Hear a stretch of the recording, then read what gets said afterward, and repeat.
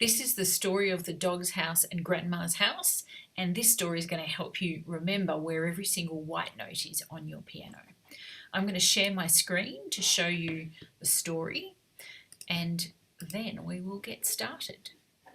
All right, so the dog's house helps us because the dog is going to be the note in between the two black notes. We know that the piano has sets of 2 black notes and sets of 3 black notes, and this dog right in the middle here, that shows us that D is in the middle of the dog's house. So these 2 black notes are the dog house and D is in the middle. So what I'd like you to do is play me some Ds on your piano. Look for 2 black notes and find the D in between them. It's going to sound like this, or a higher one, or a lower one, or some other higher ones. You'll find a few of them on your piano. So I want you to play all the Ds that you can find on the piano. If you need to pause the video to do that, that's probably a good idea. The next note we're going to find is C. And we call it C because we think of the cat being outside of the dog's house because it doesn't like the dog. So there's C for cat, and it's on the left of where we just played D. It's going to sound like this. Find some C's on your piano to the left of the 2 black notes. You can play them with any finger you like.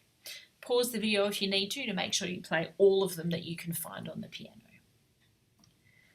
The next one is the elephant, which is way too big to fit into the dog's house.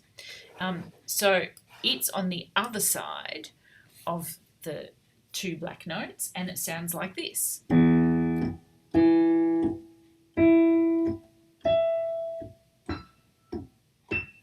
can play them in any order you like. Find all of the E's that you can find on the piano and pause the video if you need to. Next up, we have the story of Grandma's house. Now, her house is obviously bigger than the dog's house. It's got 3 black notes. So when we're looking to find G for Grandma's house, we look for 3 black notes. See if you can find them.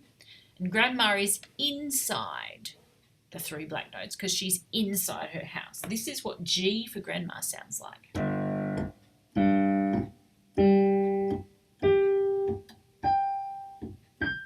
All of those notes are G. See if you can find them all on your piano in any order. You can start at the top and go down if you like. All of those notes are G for Grandma. Pause the video if you need to.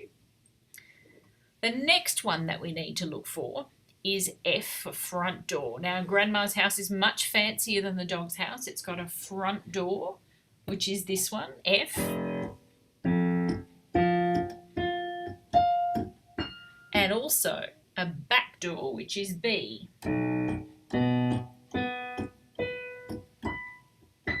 Pause the video if you need to look for all the F's, front door, and all the B's, back door. There's one more left, and that is A for apple pie,